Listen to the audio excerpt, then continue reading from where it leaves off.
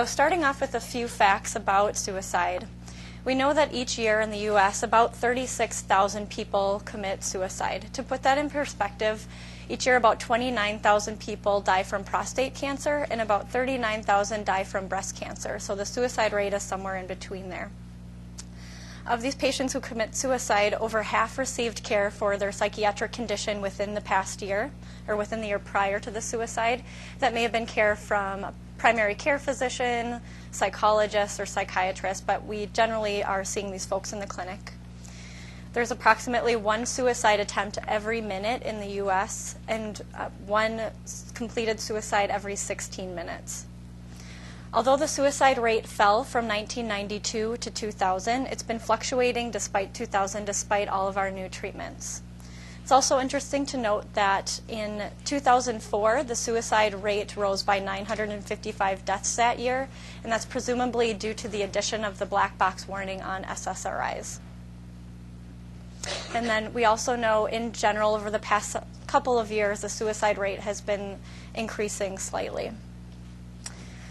We also know that 85% of hospital-based psychiatrists and psychologists have experienced a patient suicide in the past 5 years. This is substantially higher than that of outpatient-based providers.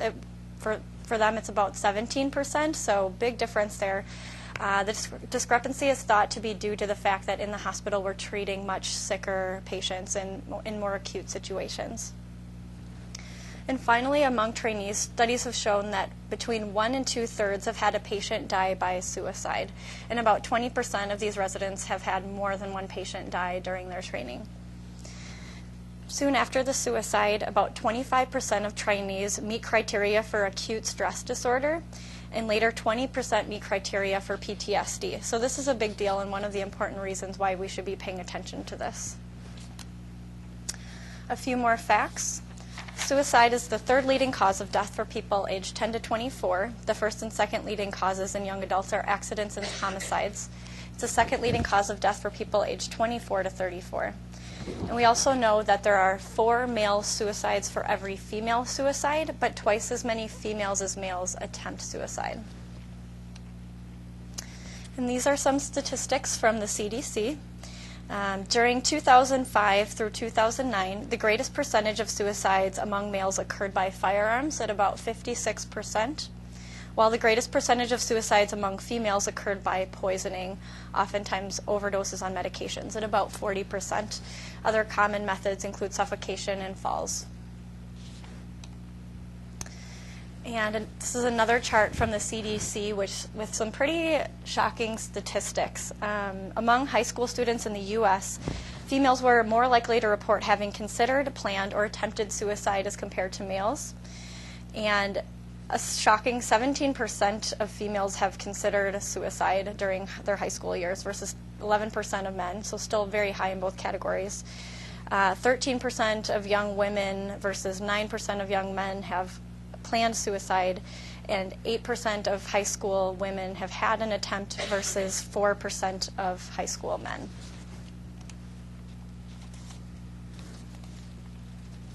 We also know that suicide communications are often not made to professionals. So in one psychological autopsy study, which is sort of a review of the chart, a review of all the notes, prior to the patient's death, only 18% of patients told their mental health professional that they were having suicide thoughts.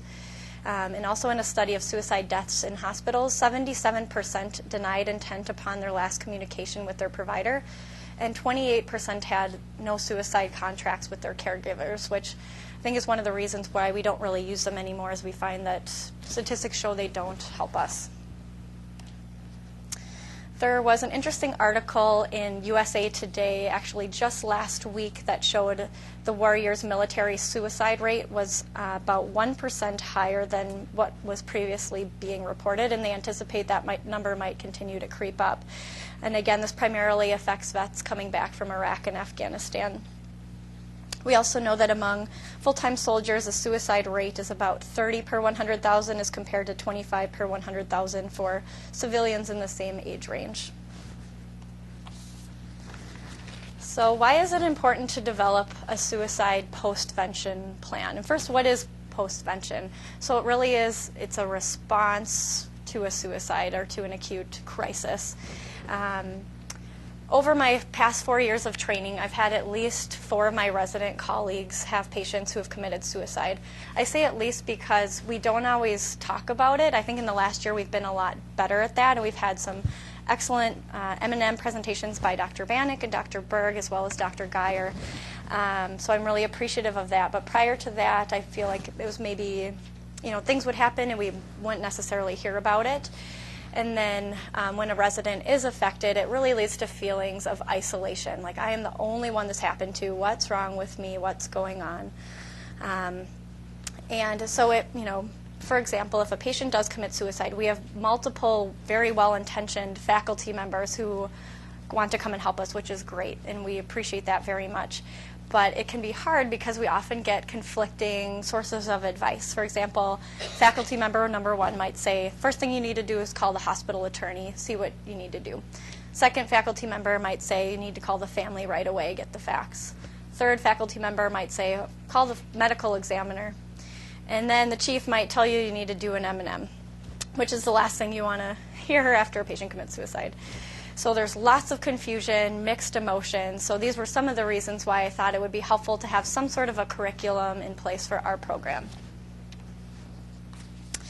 And almost exactly 1 year ago, I had the opportunity to go to the APA annual meeting out in San Francisco. And my colleague and good friend, UK Quang Dang, is a resident at UCSF, and we're in the APA Leadership Fellowship together. And I was very impressed because she was actually presenting a symposium on patient suicide and residency training. And she had a group of folks with her, including Christina Manjurian and Dr. Booty, and they were really kind of the leading experts in this area, it seems. There's only a very small area of literature, but these were kind of the top-notch folks. So she led this great workshop, and it was based on a curriculum that Christina Manjurian had made when she was a chief resident out at Columbia. And so she got the program started there. It was a success. Then she moved to UCSF and became a faculty member there and helped them unroll the program at their program. So after attending the symposium, I thought, wouldn't it be great if we could bring that back to the University of Minnesota, because do you have a question? Morbidity and Mortality Conference. So it's a conference held after an adverse patient event happens. Can be something like a fall or a suicide or wrong medication given, any of those things. So UK was very helpful in helping me with this workshop, as was Christina Manjurian. So Christina and UK's curriculum was based on the teachings of Dr. David Geffen. I was hoping Dr. Schultz would be here because they both trained out at UCLA, so they might know one another. But he is the current director of the Outpatient Mood Disorders program there. He's won multiple teaching awards, and if you look up suicide postvention planning in the literature, this is the guy who's got some of the top articles. And we'll be discussing some of his curriculum suggestions today. So first we'll talk a little bit about Gitlin's optimal coping strategies following a suicide. So the first is to decrease isolation. The second is to acknowledge that we treat people with serious psychiatric disorders and that suicide can be a natural course of the disorder. The third is to acknowledge that clinical failures are not personal failures. The fourth is to try to limit extremely difficult or challenging patients until one regains their balance. And finally, to institute reparative constructive behavior such as presentations or writing. So here's an overview of the University of Minnesota's proposed suicide postvention plan that I've created in conjunction with Christina Manjurian in UK. So there are 4 steps: curriculum changes, the resident support team, M&Ms or morbidity and mortality conferences, and workshops and publications. So step 1 is the curriculum changes. So I've been working with Ryan Kuhn to plan our incoming PGY1 orientation for this summer, and we are going to be including an anticipatory seminar. So this includes a lecture by Keith Dunder, who's the attorney for residents, about the legal issues following a patient's suicide. I'll be giving this presentation. And then during the PGY2 curriculum, we'll be watching a suicide postvention video called Collateral Damages that was created out at UCSF in Columbia, and then outline other resources available. Also, as part of our curriculum changes, I hope to provide education about typical responses to patient suicide, suggestions for ways to cope, suggested questions for supervisors, tips on interacting with the legal team and medical examiner, and useful references from the literature. So we'll go over all of those today. So this, I feel, is one of the more important slides to recognize. When Dr. Bannock, Dr. Berg, and Dr. Geyer presented, it seems there wasn't a lot of time at the end to talk about personal reactions to patient suicide, which can be really difficult to present at an M&M presentation, but I think it's really important to acknowledge these things. So if you do have a patient commit suicide, knowing these things are normal and expected is helpful.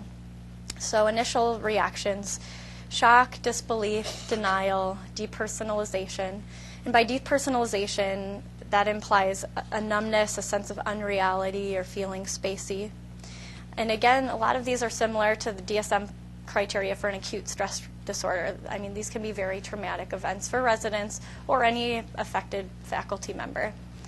In terms of second phase reactions that may come later, the most common is grief. And this is grief for a couple of reasons. One is you're losing a very meaningful relationship with the patient. But it's also hard because you're grieving the loss of this kind of fantasy of power and influence and inability to control your patient's future. Again, we think as trainees, if I work hard enough, I should be able to fix everybody. And events like this prove that it's just not always true. Despite your best efforts, sometimes bad things happen. In terms of shame and guilt, questions may arise such as, did I help him? Did I miss something in the presenting symptoms or signs? Fear of blame, that can also be related to a couple issues. One, there may be a fear of a lawsuit. Also a fear that your colleagues may think less of you or stop referring to you. Fear that your reputation may be tarnished. What we do know is in a survey of 120 patient suicides, only 9% eventuated in lawsuit and only 2% actually went to trial. And interestingly, what's tied with increased likelihood of going to trial is this anger piece. So if you're sensing a lot of anger in the family, that can be a way to protect against grief, but they might project it at you, and angry families are the ones that tend to be more likely to go to trial. So just keep that in mind. Anger, it's often not as universal as grief, guilt, and shame, but it still is common. And what differs among individuals is the object of the anger and the rationale for anger. So for those treating outpatients, the likely objects of anger are the patient and the family. Inpatient providers may be upset with the patient, but they also may direct that anger at nursing, at social work, at other team members. And also when a suicide occurs at an institutional setting where the trainee is the treating psychiatrist, the theme of the anger is often that of receiving inadequate support, help, or guidance, or feeling pressured to discharge a patient maybe sooner than they would have liked. And also the supervisor could feel some anger towards the resident. Relief is likely to be experienced after the suicide of a chronically suicidal patient who has exhausted the providers with endless threats and attempts. Finding of omens suggests that examination of potentially missed signals of impending suicide and identification of high-risk situations based on that suicide. This can also lead to behavioral changes in the provider, such as having a lower threshold to hospitalize a patient than you would have previously. And finally, conflicting feelings of specialness. Sometimes if a resident or a trainee has a patient commit suicide, it might feel like you're a member of this very elite club of patients, providers whose patients have committed suicide. This club can be a very painful club to be a part of and can lead to a lot of isolation and shame. And you may also feel a sense of specialness of having gone through an experience that only those who have gone through it can understand. Some other typical reactions to patient suicide may include anxiety, middle of the night awakenings, increased startle to having your phone go off or pager, thinking it might be another bad phone call, avoidance of reminders or depersonalization. All of these are also consistent with a post-traumatic stress disorder, which can become problematic. Within 6 months after a patient's suicide, about 57% of psychiatrists reported intrusive thoughts and avoidant behaviors at a level comparable of that to patients seeking therapy for a parent's death. So again, very high levels of distress. It's interesting to think that cardiologists and oncologists and surgeons are inclined to accept the fact that their patients have terminal illnesses and that not everybody can be saved. And it seems that we as psychiatrists might be a little bit different in that regard. Again, we think that we should save every patient, and we have difficulty characterizing psychiatric disorders as terminal.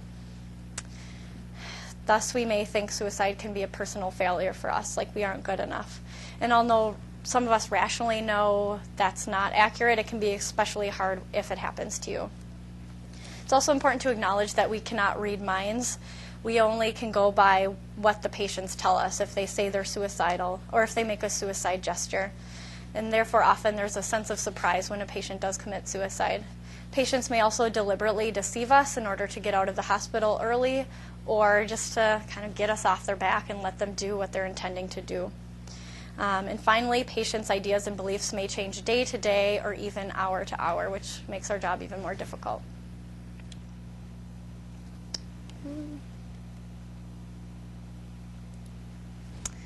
So there are some potential predictors of distress after a patient's suicide. Age is a negative predictor, so the younger the provider, often the higher level of distress. Same with experience. The less experienced providers tend to have more distress when a patient commits suicide. The intensity of involvement with the patient. Obviously, if you've been seeing this patient for psychodynamic psychotherapy weekly for 2 years, that's a little bit different than seeing someone on inpatient service for a day.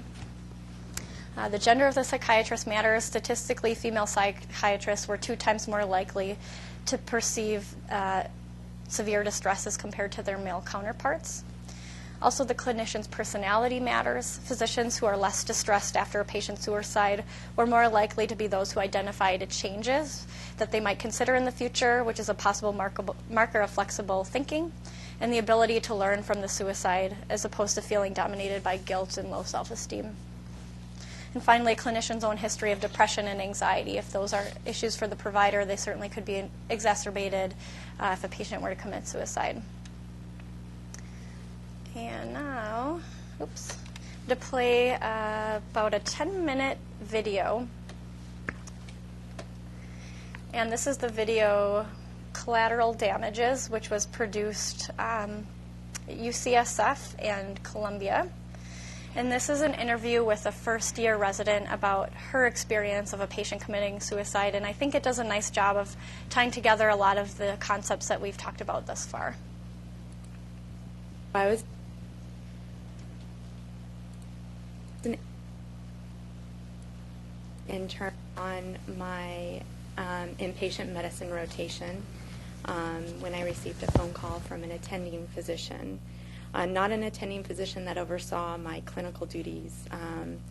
She's just someone I knew on the faculty that had given some talks, and she asked if I had a moment to talk. And I initially thought I was in trouble or something bad had happened. I didn't know what it was, and based on the sound of her voice, I knew it wasn't good news. And she reminded me of a patient that I had taken care of on the inpatient unit the rotation prior, and who she had followed as an outpatient, and she had informed me that he had died. At that moment, I kind of stopped listening or processing. I immediately thought, oh, how am I involved?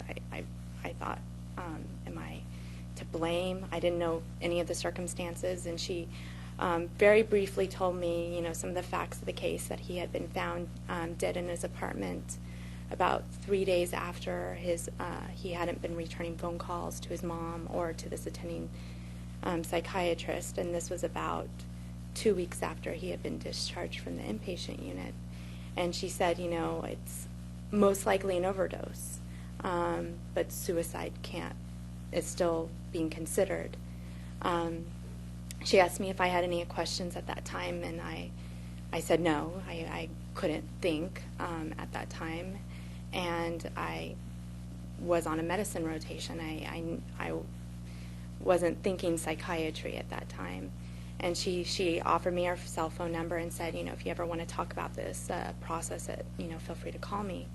And I thanked her and hung up the phone and was quite shooken by that. And I remember going to rounds the next day for medicine, and I remember putting the stethoscope on people's chests and not being able to hear anything. I just was not attuned to anything that I was doing.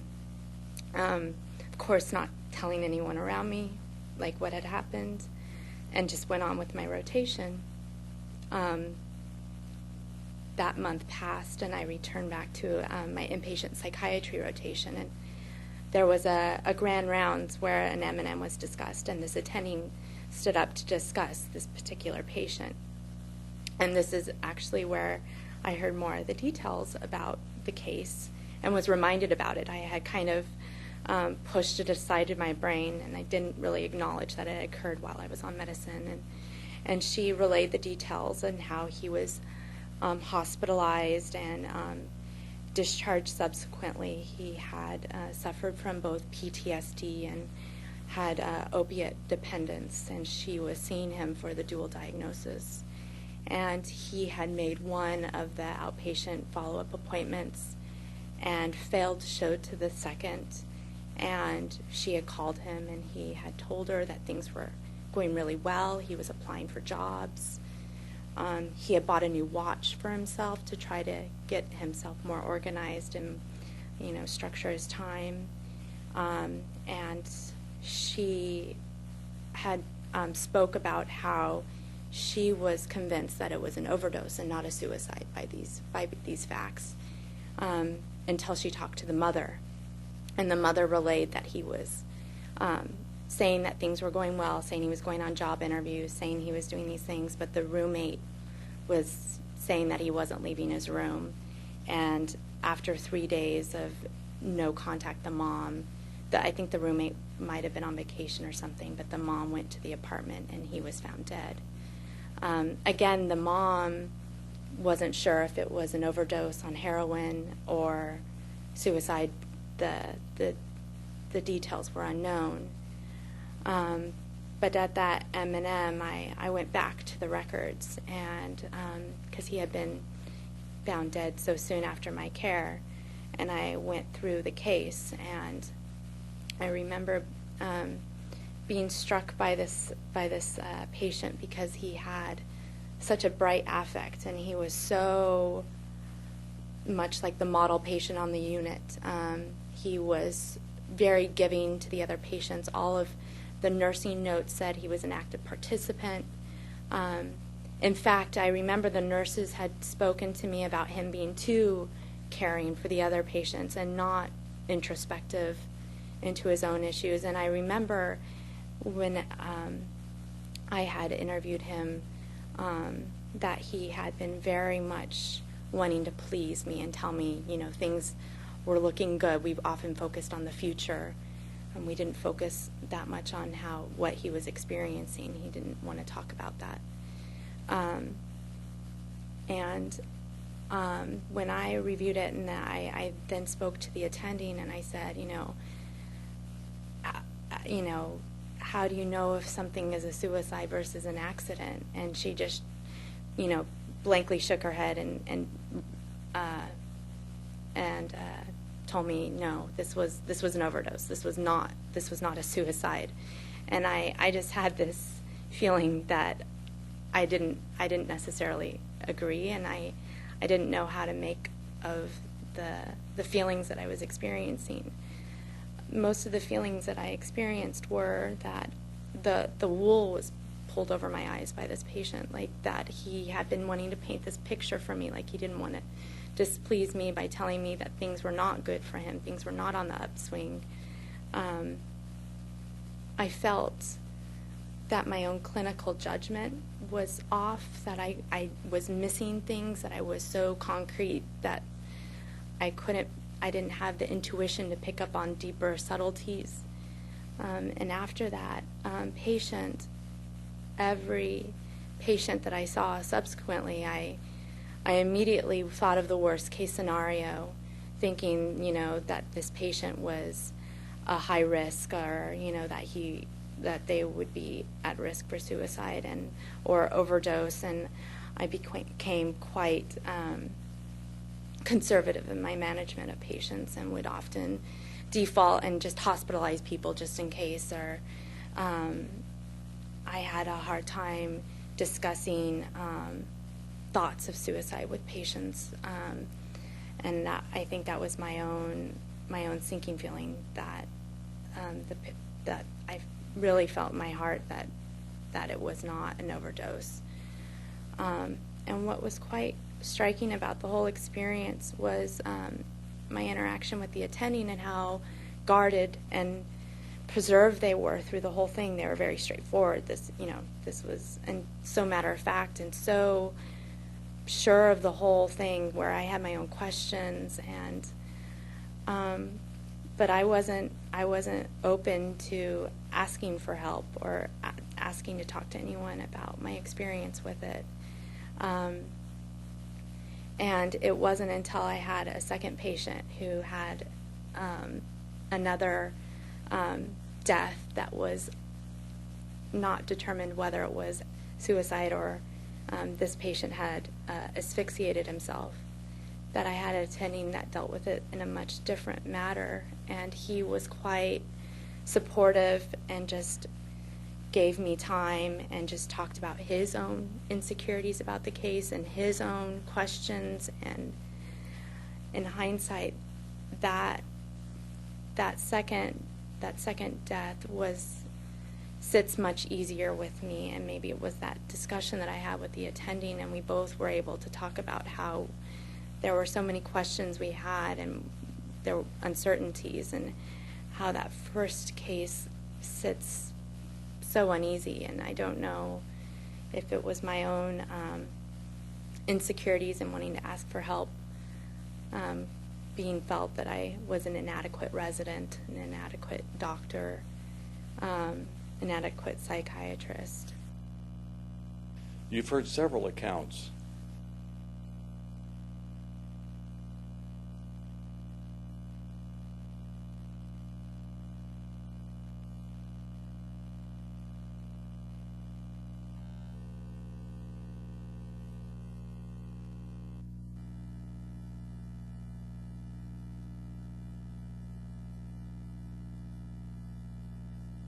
Some suggestions for ways to cope after patient death. So most importantly, it's important to talk to people. The resident in the video mentioned that she sort of shut down after the first death. And the second suicide was easier because she was able to open up and talk about it, and happened to have a very supportive attending. So talk to people, co-residents, your chief, your training director, attending supervisors involved in the case, also those not involved in the case, or attendings you've worked with previously who you feel comfortable with. Also may be helpful to see your own therapist, even if it's for a few sessions. Also speak with family and friends. And it's also important to consider taking a day off of work at some point after the event to reflect. I would actually encourage that if a resident finds out midday or morning, to just take the rest of that day off, because I've heard from my colleagues and also other residents that it is just so hard to focus and provide good patient care on the day that happens. Your mind is just in another place. So I think it's in the best interest for yourself and for other patients to just cancel clinic or take the rest of the day off, or maybe even the next day. But certainly this is resident specific. I've also heard residents say that, it's better for me to go into work because then I have something else to focus on. But I think they should be at least given the option. Other suggestions for ways to cope included reading literature on suicide risk assessment, reading literature on dealing with patient deaths, and again, I highly recommend the articles by Gitlin. Consider giving an M&M or case presentation on a topic. If you're ambitious, you could consider giving an APA workshop on the topic. Over the past few years, this APA symposium has continued, and it's gotten bigger every year. So if you're out there this year, I'd encourage you to attend.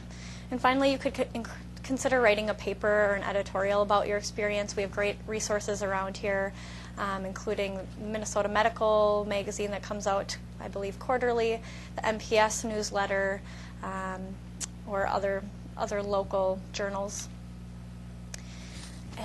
Part of preparing for this presentation, I wanted to touch base with our legal team to say what are things that residents should be aware of if and when a patient commits suicide. First of all, I needed to figure out who to call, because apparently this is a little complicated too. So our resident attorney is Keith Dunder, and that's the person that trainees can talk to in a confidential, privileged way. Initially, I called Ruth Flynn, who's also very nice, but she said, nope, I would direct the residents to Keith, because you can talk to me, but it's not in that confidential, privileged way that it would be with Keith. And she's in charge of the staff. So if the staff have a patient suicide, they go to Ruth, residents go to Keith, and then there's also a third hospital attorney, so 3 different parties involved. So residents, first I asked, do residents have to call you after a patient suicide? He said, nope, not essential, but I can be a very good source of reassurance and can help reduce any fear that may be associated with potential consequences. He said, I'm in the business of helping people. And he said, if there are any questionable decisions made during the patient care, it'd be best to talk with him so he can start a case and get that going.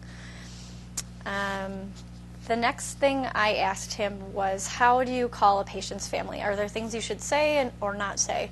And he gave a very important pearl that if a trainee calls a patient's family after a death, there should always be a 3-way call with a faculty member. He said this is important for legal purposes, but also just the family really appreciates the support knowing that there are multiple people involved in the care of the patient. I asked Keith, if a resident calls you, what are some questions you might ask us so we can be prepared? He said mostly the basics that the resident would already know. Was this patient inpatient or outpatient? What was the time frame of the suicide? Did it happen within a week of discharge, or was it 6 months later? Those things are important. What were the circumstances of the suicide? Again, was it a hanging? Was it a shooting? What happened? Were there indicators of the suicide that were not appropriately addressed? And has the family appeared? Are they making any noise? That's something that he's obviously interested in. And I asked him as well, should residents call you before or after they make the phone call to the family? He said, either way, but if they call me before, I'm likely going to have them call me back after the conversation with family so we can wrap up and, again, see if the family is upset. Because as we learned earlier, the upset families are the ones that are more likely to pursue legal action. And finally, I asked Keith where he's located, and he is out on the East Bank, kind of adjacent to Boynton. He's in the Academic Health Center office. So if you do need him, he's very close, and he's easily reachable by pager or email. I've contacted him about a few issues this year. Very friendly, nice guy. So it's nice to have him on our side. And finally, he emphasized that the fact a suicide happened is no indication that anybody did anything wrong. So in addition to contacting our legal department, I felt it would also be helpful to contact a medical examiner to see what we should know in that regard.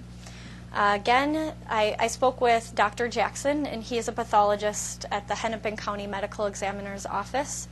And he said it is optional but not required that trainees call him after a patient event. He said, but if they need information, they will reach out and contact you. No release of information is needed either way. He said, when we call you, you're welcome, to give us the facts, physician to physician. Also, if I'm calling about a case, he said it's important to identify yourself as the treating physician so they know who you are, and that might get you directed from the front desk person back to the pathologist. And he said the MDs are available 7 to 5, but even if there are questions after hours, there's a certified medical investigator after hours. And he said it can take a few minutes to a few weeks to determine the cause of death. Obviously, something like, a hanging might be more straightforward, but then now we have all these new exotic designer drugs, and that can take even a few weeks or a few months to get back serum quant levels. So the second part of the proposed curriculum is a resident support team. So this is triggered by a suicide and coordinated by the chief resident. And basically I've developed a list of house staff support members. This is a list of providers willing to speak with a resident by phone or in person regarding a suicide. And this should be framed as supervision rather than therapy. And again, the goal of this meeting would be to help the resident adhere with the coping strategy, so to decrease isolation, acknowledge that suicide is a part of a natural course of serious disorders, acknowledge that clinical failures are not personal failures, and finally to limit the extremely difficult or challenging patients.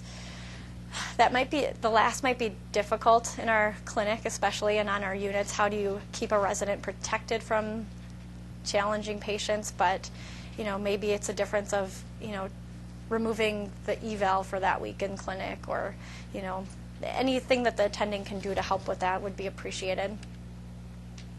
And again, this team's multidisciplinary, is composed of MDs, PhDs, on-site and off-site. As of right now, my proposal is that the team would meet twice a year to touch base. Our first meeting will be in June. And again, it's chaired by the chief resident, at least for now. And certainly I would welcome any residents or trainees who have had a patient that committed suicide to be on this committee to provide support for your colleagues. That can be tremendously helpful. I also worked with UK and Christina Manjurian to develop a list of topics for discussion with their supervisors. So again, this happens at the trainee. They meet with the supervisor. Can be awkward. What do you talk about? So at least this is a list of starting points. So should I talk with my colleagues? How much should I reveal to them? Should I worry about losing future referrals from colleagues? How should I begin to address this suicide for myself? How is this going to affect my treatment of other patients? Is it best to try not to think about it and just pretend it didn't happen? Or should I try to engage in an activity that would help me learn from the experience? Or would that make it too painful to relive it again? Is it unrealistic to think that this will affect my career? Then some questions about interacting with the family. Should I contact the family? If so, what method should I use? Phone call, letter, or even a personal visit? Do you attend the wake? Do you attend the funeral? There's no answer to all of these, but it's something that's a great discussion point. What should I say to the family? Should I be supportive or explanatory? And again, we know that supportive is probably the best way to go, and to keep phone calls 10 minutes or less. What should I do if they accuse or blame me? This is a great reason to have your faculty member on the phone with you to be your backup. How much should I reveal to them about my thoughts on what went wrong? And what do I do if a family member needs urgent crisis management after I break the news? How much of what I say and how I say it impacts the chances of litigation? Step 3 is M&Ms. So it seems that historically in our training program, the M&Ms after a patient's suicide have been given by the affected resident. Sometimes they're given, sometimes they're not given at all. So my proposal is that this can be given by that resident, the affected resident, or it could also be involved or done by the staff psychiatrist involved in the case, or the chief resident. I think as chiefs we're happy to help out with these matters and present it, and we can do it in a fairly objective way without those emotions attached. And I've also read that sufficient privilege and protection from litigation can be obtained by subsuming these meetings under the rubric and jurisdiction of the quality assurance departments at each hospital. So basically, I believe it is like a JCO requirement to give an M&M style presentation after these events. I've also read it's best to give these presentations 1 to 3 months after the event, especially if the affected resident's giving it. That first month out can be a very raw, emotional time. But at the same time, you don't want to give it too late, because then it's like this open book that you can't close. So that's why I think 1 to 3 months is ideal. Certainly you could give it sooner if it's a faculty member or the chief giving it. In step 4, workshops and publications, we talked a little bit about this before, but as per Gitlin's coping strategies, it can actually be reparative to engage in these behaviors as a means of coping. Participating in the resident support committee, I think, would be a great idea. This happened to you, and now you have a chance to help other residents that will go through this, because this will happen statistically. Again, presenting at a workshop at the APA or writing up one's experience. And finally, I made an update for our brain book. So the brain book next to the DSM-5 is our Bible. And if this happens, it's nice to just have, in a time of so much confusion, you can go to your brain book and there's a page there that sort of guides you through all of the steps. So this is also a summary of what we've talked about today, so I will walk through it. So the resident or trainee, this could be applied for psychologists as well, learns about the patient death. The resident then contacts the responsible attending and the chief resident. Then the chief resident will notify the training director of the event, meet one-to-one with the affected resident to provide support and guidance, assist the affected resident in selecting a supervisor from the resident support team to provide support and answer questions, if so desired by the resident, and then facilitate a discussion with the affected resident's class or a subset of the class in consultation with the resident support team leadership, if so desired by the resident. Next, there should be contact with the patient family member after some reflection and discussion with your supervisor. Again, this should be a brief phone call, 10 minutes or less, where the resident tells the family they're very sorry to hear about their loss. And consider sending a condolence letter with support materials from the American Foundation for Suicide Prevention. AFSP.org, it's a fantastic site with lots of great pre-made materials that would be helpful to include if you decide to write a letter to the family. And then optional, you can contact our resident attorney, Keith Dunder, contact the medical examiner, and then the M&M, and then consider taking a day off to reflect. And then finally, I've attached some resources on impact of suicide on practitioners and suicide risk assessment. And then this is a picture of the leadership fellows out in DC this fall at the components meeting. UK and I are on the right side of the picture. So that concludes my presentation. Thank you for your attention, and I'd welcome any questions that you may have.